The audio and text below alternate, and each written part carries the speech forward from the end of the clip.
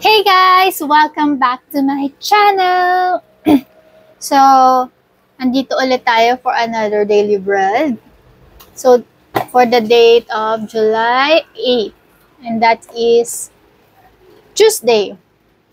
Ay, medyo maulan ngayon. Ayan, malakas ang ulan, guys. Yay! Yay! Ayan. Ay! Sabi ko sa inyo, malakas ang ulan. Wait lang.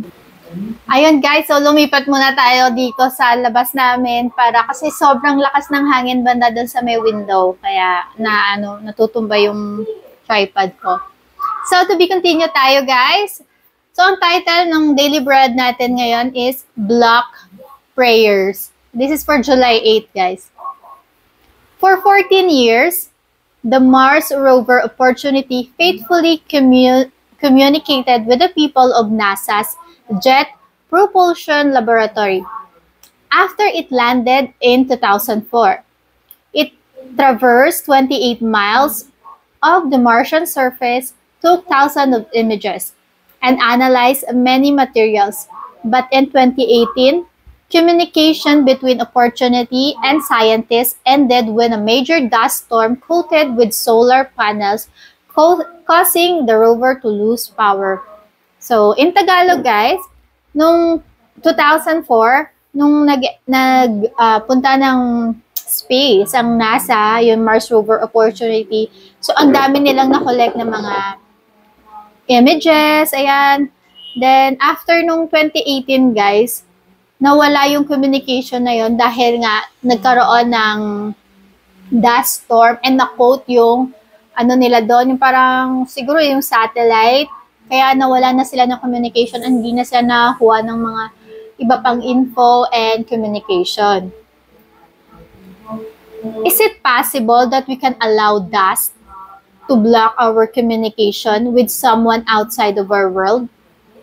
When it comes to prayer, communicating with God, there are certain things that can get in the way.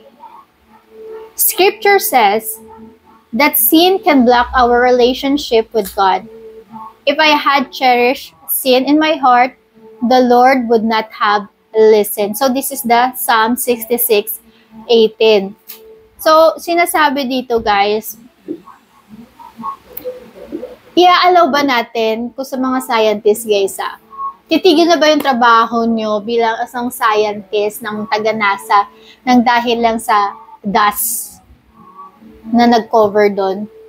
So, kung naman natin to sa relationship natin with God, ang sin naman guys, yung nag-hinder doon sa communication natin sa Kanya. So, hayaan ba natin na magkasala tayo para mawalan yung communication natin kay Lord? So, sabi nga dito sa Psalm 66:18, so in Tagalog guys, kung hindi ko ipinahayag sa Panginoon ng aking mga kasalanan, hindi niya sana ako pakikinggan. So, ibig sabihin guys, Lord is listening. Basta, sabihin mo lang or mag-confess ka sa iyong mga kasalanan sa Kanya. And this will make our communication or our relationship more strong with God.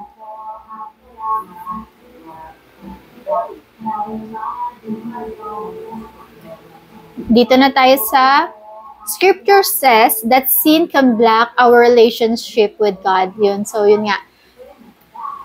If I had cherished sin in my heart, Lord would not have listened.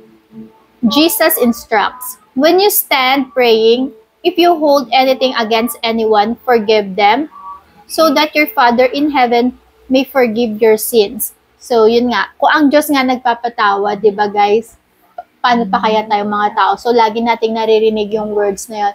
And which is true naman. So, dito sinasabi niya, paano ka papatawarin ng Diyos Ama kung ikaw mismo hindi ka nagpapatawad sa iyong kapwa?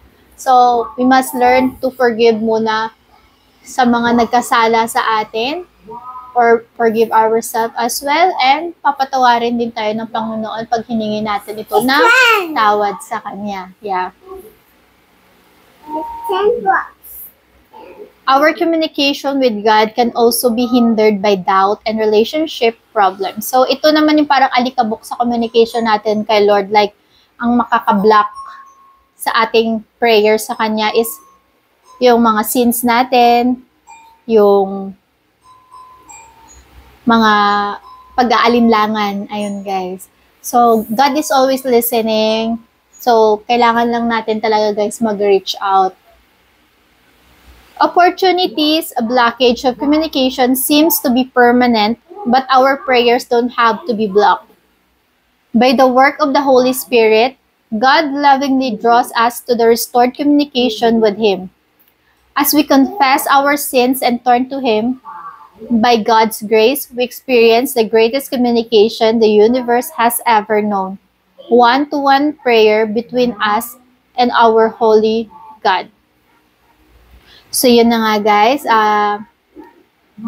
If we ask, ang Holy Spirit, guys, nandyan lang yan. Lalapit lang siya sa atin pag hiningi na natin. Andyan lang siya sa atin. Kumbaga, when we knock, it will open. Ganun siya, guys.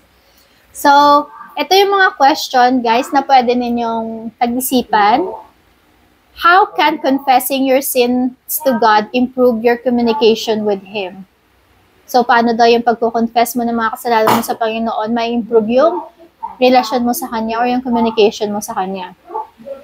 What can you do to enrich your prayer life? So, ano yung mga pwede mo para grow pa yung prayer life mo with Him? Father, guide me to discover what's limiting my communication with you. Thank you for helping me connect with you. So that's it for our daily bread for July 8, guys. And thank you so much for watching. And don't forget to subscribe to my channel and hit the notification bell for updated kayo sa mga new videos ko. God bless you, everyone. See you next time.